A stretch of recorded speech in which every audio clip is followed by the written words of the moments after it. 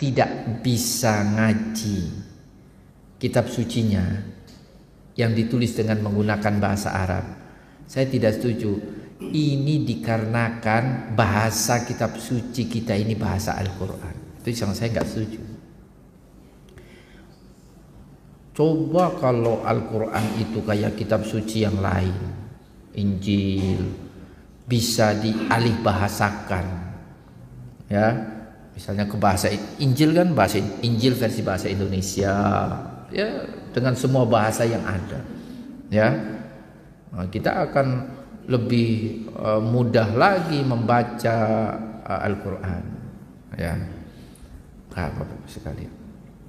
Ini yang membedakan Al-Quran dengan kitab suci sebelumnya. Kitab suci sebelumnya itu tidak dijamin oleh Allah untuk terjaga dari sisi keaslian dan keotentikannya. Makanya dia bisa diversikan dalam banyak versi sesuai dengan jumlah bahasa yang ada di dunia ini.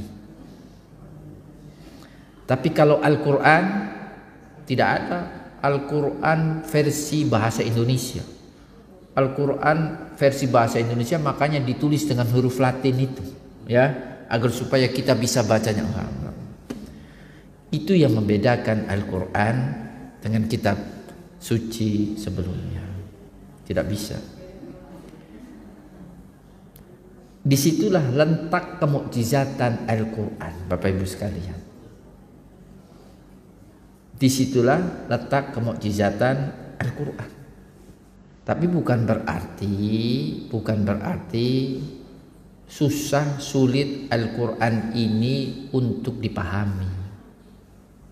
Buktinya banyak. Jadi kita harus bedakan antara Al-Quran ini tidak bisa dialih bahasakan dengan Al-Quran ini tidak bisa ditafsirkan.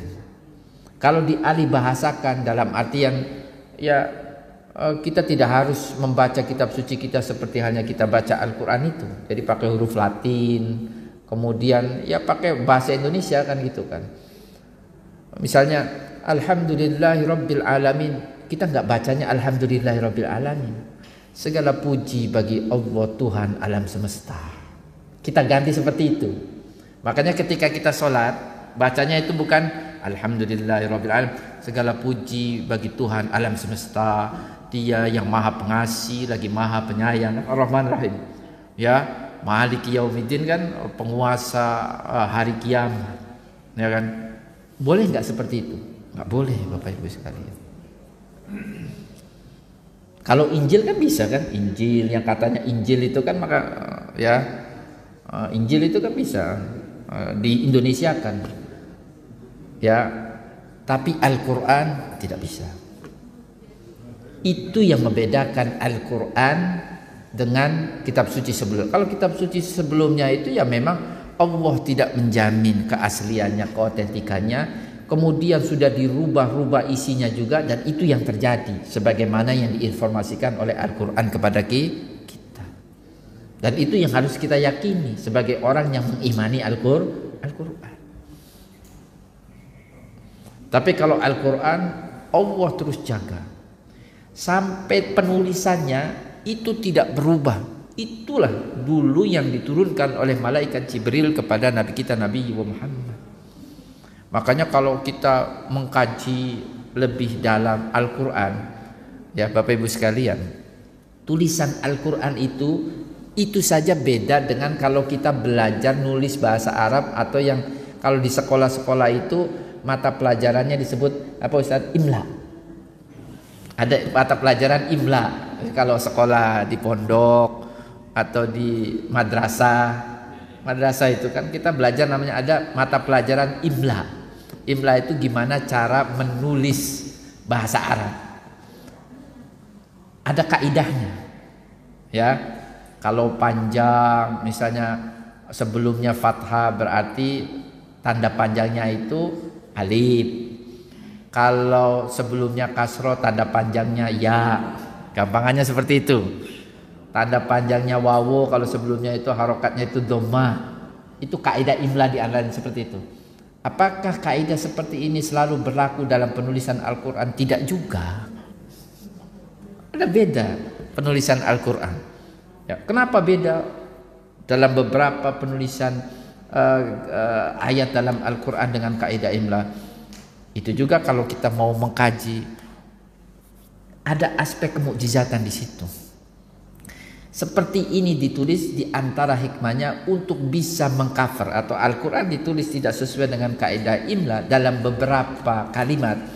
Itu di antara hikmahnya untuk mengcover perbedaan-perbedaan bacaan Al-Quran. Karena ada yang membacanya panjang, ada juga yang membacanya itu pendek.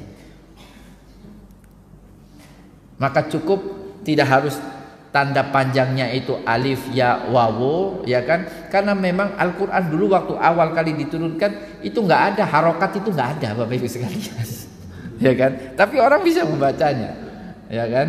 Nah, itu kalau kita mengkaji kenapa sampai tulisannya itu tidak boleh dirubah, tidak boleh semuanya disesuaikan dengan kaidah imla. Ada yang sesuai dengan kaidah imla, ada yang tidak sesuai. Itu diantaranya untuk mengcover perbedaan-perbedaan qiraat yang disampaikan dan yang diajarkan oleh Nabi kita Nabi Muhammad. Itu gampangannya seperti itu. Jadi Al-Quran itu dijaga, Bapak Ibu sekalian, sampai kepada tulisannya itu dijaga, nggak boleh dirubah. Karena ada aspek kemukjizatan di situ. Ya. Kalau Al-Quran itu misalnya bisa dialih bahasakan, ya Bapak Ibu sekalian, misalnya dialih bahasakan, udah nggak ada lagi itu nilai ibadah dalam membaca Al-Quran.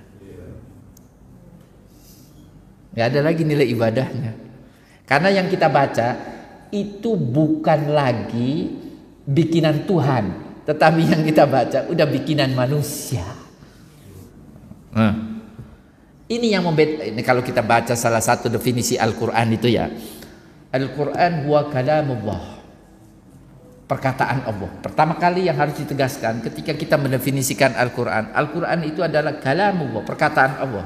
Jadi kalau yang kita baca setelah kita alih bahasakan, segala puji bagi Allah, segala puji bagi Allah memang perkataan Allah. Itu kan bahasa manusia untuk lebih mendekatkan, sebatas mendekatkan manusia untuk memahami firman Allah, walaupun itu sejatinya bukanlah sudah mencakup semua apa yang Allah inginkan dari firman-Nya itu baru sebagian kecil. Tidak ada satupun terjemahan Al-Quran itu yang bisa mengcover semua makna yang terkandung dalam firman-firman Allah. Nggak ada, Bapak. Itu baru sebagian kecil yang dipahami oleh manusia. Terjemahan-terjemahan itu enggak 100% apa yang diterjemahkan oleh Al-Quran yang kita baca itu terjemahan Al-Quran, ya kan? Itu terjemahan itu sudah mengcover semua makna yang terkandung dalam Al-Quran. Wah, itu baru sebagian kecil. Iya, nggak akan mampu. Manusia menguasai semua apa yang dimaksud oleh Allah Subhanahu wa taala pada firman-firman-Nya itu hanya sebagian kecil yang itu mampu untuk baru bisa dipahami oleh manusia.